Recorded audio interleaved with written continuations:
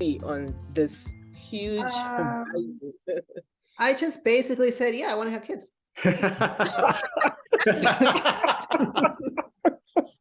No, I mean, that's it. I said what I said.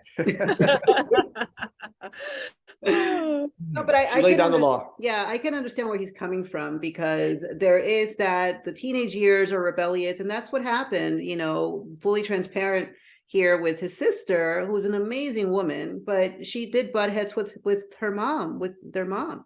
And my mother-in-law, she passed away. We miss her terribly, but she was, tough to deal with. I almost broke up with Craig because of her.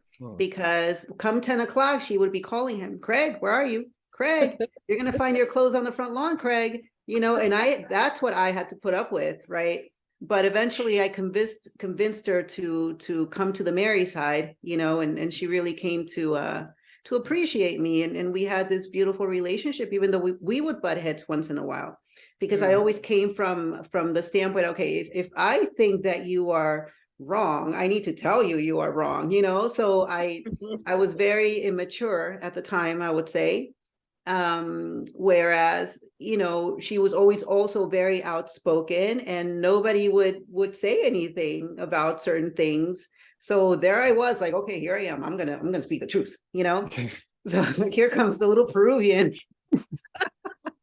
I'm gonna speak the truth, So, but that's how it was. And I remember her telling me that she would always pray when Craig was little, that she would always pray for his future wife, and she, we came to depend on her a lot. She did so much for us. But yeah, in the end, I think she was convinced that, okay, she's not going anywhere, I might as well embrace her. Right. One of the specific values that I was fully aware that I wanted to bring into our family was being present.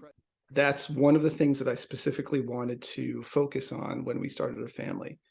My father used to work in New York City, so every day he had a long commute to him, and he would come home later at night, sometimes after dinner, but he always tried to be there. He always tried to be present. And when I started my career, when we started our family, I never wanted to work so far away that I wasn't home for the kids or home for their activities. I always wanted to spend I always want to have a family meal together at the end of the day. I think that's very, very important.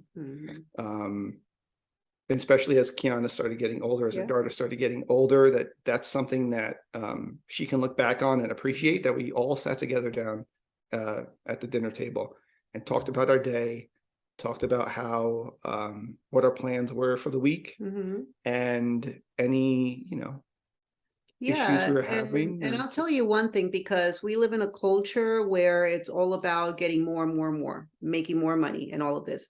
And I remember my mother-in-law would say, Craig should go back to school, get his MBA. Why doesn't he try to move up a little bit more in his job? And I would say, well, it's because it would require a lot of travel, and he doesn't want to do that. So I would always say to Craig, I support you for not wanting to do all of that. It's okay, because it would make him unhappy to travel. When Kiana was little and she would cry, when he would leave, it would really break his heart. So even though he had opportunities to advance, he would have had to work a lot more hours and be away a lot more. And I could have been like, my mother-in-law would say, you should push him to do more, push him. I'm like, no, I'm never going to push him to do something that he's unhappy with. So that's one thing that for me was very important. If I had been that kind of wife to push him and say, yeah, go after this, go after that, go after this, we probably would have been divorced by now, because he would not have been around. And I love the fact that he is who he is.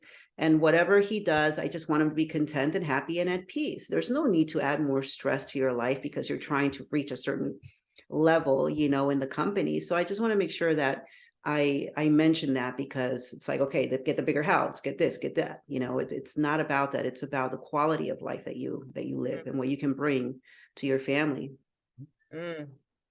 QOL. Stanley knows this. I will not leave more than 15 minutes from work. It means I live in a box. No, it's really a blessing to be able to work so close to home. I've done it for most of my career, and it's it's great because you can be there for your kids. You can run home at lunch to if you need to do something, or I know it's not always possible to be, Yeah. be there and to have that, but for us, it was very important. And we, we could have bought a house a lot earlier. We could have taken more vacations, all of these things if we had gone that route. I think it's all about opportunity costs. And I think that's what parenting sometimes opens up for you. Like, what is the opportunity cost here? Do we think about it? Do we talk about it? Do we do anything about it, even if we thought about it, right? Those are the questions. Stan, you want to take the next one? Yeah, I just wanted to add that bit about, I like that bit about having a meal together. It's I mean, it's one of the thankful things we can thank the pandemic for, because before then we weren't really doing that. But during the pandemic, we kind of started this thing whereby every Sunday we would have Sunday dinner, and everybody would talk and we'll go around the whole table, kind of like do high and low, how we would do it in the youth meeting. What was your high of your week? What was your low of the week? And everybody got a chance to talk, and that became like the high points of my week. Forget that Otito will put down some good food. Let's that's aside the point. But it became the high point, and I think I got closer to my kids during that period to say, oh, it was a crappy week. They hated the week, or they hate that they have to go to school the next week, or something like that. It was good. And so after the pandemic, we tried to keep that tradition going. As in at least one meal a day. I just think how much further along, families would be if we were able to at least share a meal together, and just not the phones, not that, just be present, like you were saying, for that meal, and just talk to each other, Yeah. But that's because Stan's job doesn't 9 to 9. By the time he comes, the kids are in bed. So yeah, that's why we said at least once a week. So you're not missing out on the opportunity at all, right? As opposed to doing something. I think it's important for children to have routines. So as long as you guys keep that up and ensure that every Sunday or whatever your routine is, you do it, I'm sure they will appreciate it and grow from it. Yeah. Thank you. And now we come to the kids. We kind of led into that a little bit about parenting, but you guys have two amazing kids. And our question for you is, have you guys always parented with a united front through the years? Or has there been times where you had to play good cop and bad cop? Tell us more. Yes. You tell, Mr. Massey. Go ahead. Describe united. No, no. We definitely have different parenting styles, as I believe you do, which was in our conversation earlier. Mary's more of the disciplinarian and sometimes wishes I was stricter with the children. But we do both, have the same desires for our children. We both value the same, attributes. And when they're doing something that is, inappropriate or not something we don't agree with, we both have the desire to, we both have to speak up and tell them what they're doing is wrong. For me, one important thing is that emotional intelligence with kids, for them to be able to speak instead of just raging, like my son would do sometimes, like, okay, I know you're feeling things. What are you feeling? Just speak, and it's okay if they're upset with you. If you're upset with me, it's fine. You've got to tell me you're upset with me. There's nothing wrong with that. Because you begin to suppress that as a kid, and then that causes different issues later in life. But when it comes to them being kids, they're great kids. There's really no complaints. They're 99% awesome. It's that 1%, but there's no perfect child. But it's like, but I'm 100%, he says. So so that's the thing. Like, for example, with our younger one, like, it's time to go to bed. I'm like, okay, that 9:30, that's it. 5, 4, 3, 2, 1. Let's go upstairs, brush your teeth. Whereas With Craig, it's like, okay, get some water. Okay, go ahead. You can have this. And okay, it's like it draws out. It's long. It's like an hour-long process. And I'll be like, what are you doing down here again? It's like, Daddy said I could come get a treat, or I can come get a snack, or I'm hungry. I'm like, dude, you had 3 hours to have the water, to have the drink. But as soon as I say, okay, it's time for bed. So yeah, Craig is more, he does with the kids what he does with me. He basically lets us get away with anything. Okay. So it's not just them, it's me too. I'm gonna be totally real, right? So I'm not gonna front over here. So yeah, exactly. So he does a lot. He's more giving, more nurturing. He's more, I think you're tolerant. That's the word. Very tolerant. So sometimes, of course, kids will take advantage of that. So they know who they can go to when they want something that, is not going to be so good for them, like ice cream at 10 o'clock at night or whatever, So yeah, but in that regard, I think it's not so bad. But one of the things that I've noticed is that, especially with our daughter now that she's older, when she was younger, she'd always come to me because I'm the one that played with her and had fun with her. But now that she's getting older, she has much more of a closer relationship with Mary because she knows that you're going to give her honest and helpful feedback, right? And help her more than I'm just the fun guy. I'm just the guy when they want to do something fun. But when she's at college and she's having some anxiety over school or just being away from home, Mary really does an awesome job at talking her through it and getting her to explain her feelings, work her way through trouble that she's having, and she's a much better person because she has you in her life. Thank you. Okay, now I'm going to be the one to ask the next question because I feel like, when you both were describing this whole more tolerant, more this, more that, I'm looking at Stan, I'm like, okay. So that brings me to, this whole question of letting the children talk through their feelings. That's something that I do. But I take it sometimes as though the children were given to me to really help me, even me myself, like walk through some of those things, because I'm not the, soft, like emotional person and all that. So sometimes I feel like children are given to you, right, to help you work on those, will I say, shadow sides, right? So has that happened to you? Do you see yourself in your children, and how has that played a role in your parenting, right? Because sometimes you want to be like, can you be a bit more assertive? Can you be a bit more, XYZ? But then you let them be kids. You talk them through. But Stan knows I'm talking through some of them. I'm like, help me, Jesus. Like, I'm just like praying as I'm doing the work.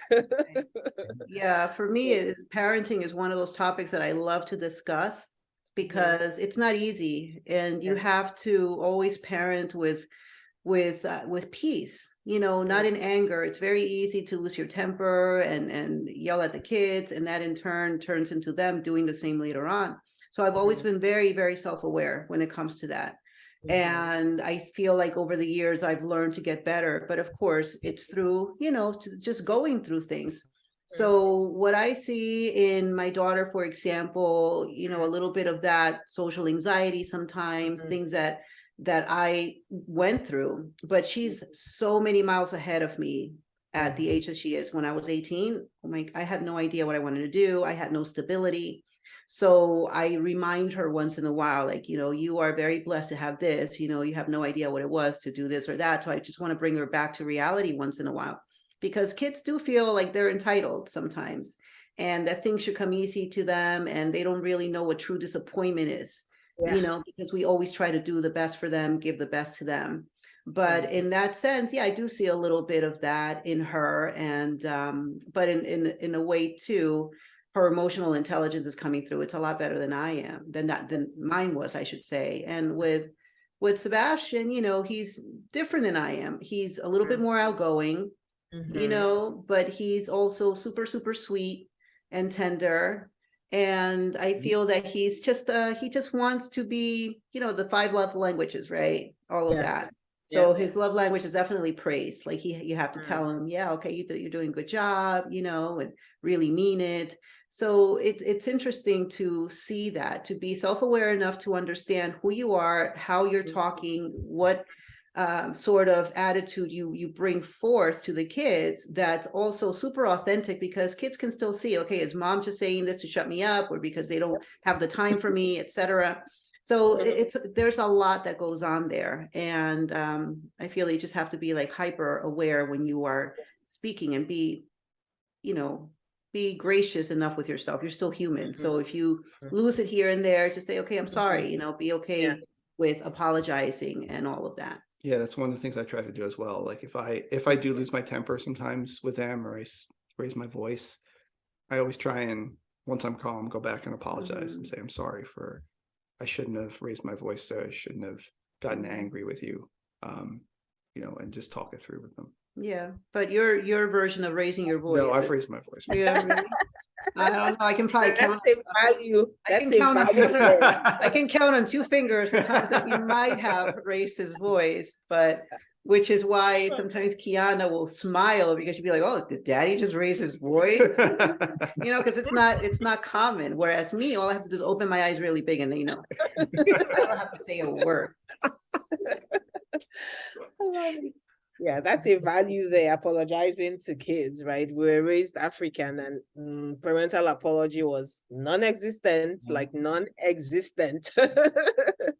So, having to do it now is like, that's what I mean by you're thinking, oh my God, I didn't have this, and now I have to do this for you. Like, God, help me, help me. I want to be a better parent. Yeah, I didn't have it either. Where I come from, if you ever looked like you were about to speak up or say something back, you would get a smack on the face, so it was like it's corporal punishment. And you know how it is, you wouldn't get dinner, things like that. So you couldn't even think of speaking back.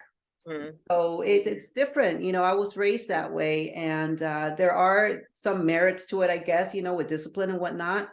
But again, with the kid, with our kids, we just want to do things a little bit differently and be more willing to talk. What we say matter, what they say also matters, right? I love it. Yeah. Okay. I mean, I feel like we could wrap up everything right now, right? Because we were saying, do you have like words of advice for people to parent well and preserve their union? And the reason being, different parenting styles is a source of conflict, or can be a source of conflict, right? Because one person feels you're too soft, the other person feels you're too hard, and then the children take, advantage of that, because children will be children. And so from what I've heard from both of you, I think you've, raised 2 amazing humans, and I don't think, I guess maybe Craig letting you get away with some things helped. But what are some words that you give people to maintain their union, especially in the midst of conflicting responsibilities? Because I know, Mary, you have a business, Craig, you're working. So how have you managed that over the years? I think there's a lot of partnering here, because women, we were supposedly made for the home and made for, all of that, raising the kids. But it's also important to have a partner who understands that you have ambition, who understands that you have creativity, who understands that you want to make your own mark in this world. It's not easy being a mom who has to also think about the kids and think about dinner and all of the things, right? But I feel that with Craig, it's always been amazing. And I brag about him all the time. I tell my people, I teach several fitness classes, they all know how amazing he is, and they're grateful to him. And I always say he's never been the type to clip my wings. And I've always been very independent. So it takes a very special kind of person to be able to deal with this and still smile, So yeah, it's the truth, So he is an amazing partner, aside from being an amazing husband and the most unbelievable dad I could have ever prayed for. So if things were any different between us, if we had, I know that sometimes when I do too much, I got to pull back a little bit, because I know that that's important to him too. So I try not to do too much anymore at night, for example, and I'm present, we watch TV, we have dinner together, whatever. So it's a give and take. You have to You have to see, like, where can you compromise and compromise with joy, as opposed to, oh man, I can't believe I can't do this because of this. So there's a difference there, because we talk about compromise, but it's not supposed to make you feel badly. It's supposed to bring you joy, because you know that you're doing it for the betterment of your environment, you know. So what do you think? So when we were engaged to be married, we went through some premarital counseling, and as Mary already mentioned, one of the books we read was the 5 love languages, right? So going through that exercise, she learned that my primary love language is words of affirmation, right? So she would never hesitate to, just as she did now, is to give me words of affirmation, to say I was doing a good job, to say that she appreciated me, to, you know, and that filled my love tank. I always felt appreciated and loved because of that. As a man, it was important for me to always remember, you know, why I fell in love with Mary to begin with. So when we did have disagreements on how to raise the kids, when we did have disagreements on what chores to do and what to spend money on and things like that, you know, even though those disagreements were there, it never affected the feeling of love that I had for her. So I always wanted to make sure that I had a very strong memory of the love that we shared, the love that, the reason why I fell in love with her, right? Because 2 people coming together, there's always going to be differences between those 2 people. They're never going to be, there's no such thing as a perfect match, right? There's always areas that kind of rub against the other person. But you can't let those areas affect the deeper foundation that you have together. Right. Right. Yeah, it's a compliment. You know, we compliment each other, I believe. You know, I never say anything to bring him down, for example. Like, I might joke around with him once in a while, but it's always, you know, I always say Daddy's words of affirmation. You know, you did a great job. Look at this. You did awesome. Even when he burns the bacon, or when cinnamon rolls don't come out right. I'm like, good job. This is so good. You know, Stanley is cracking up. But that's because I know, because I was very always judgmental with my previous relationships, and I was not a nice person. I got to tell you, I was not. I have thrown things. Okay. I have launched things across the room, but I've never, you know, raised my voice at him. You know, so I know what makes him feel good. So I know that, in the same with the Mr. Young one over there, like this is what he likes, you know, but at the same time, it's like, you're not going to get it from everybody, you know, so understand that not everybody's going to, you know, treat you the way that you're treated at home. So it's important for the little ones to know that too. This was too full of germs. I felt like if I was a marketing or communication intern, I'm like, tweet. Yes. Please feel free to tweet all of it.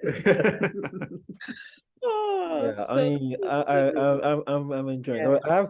We have one last question. You guys have a question for us, but a couple of things that you guys said. I mean, things that you said that resonated: parenting with peace and compromise with joy. I've always heard compromise. I've never heard it with joy. That was the one. Just note it. Compromise with joy. Like, I have never heard that. Like, that in that sense. I love it. Yeah.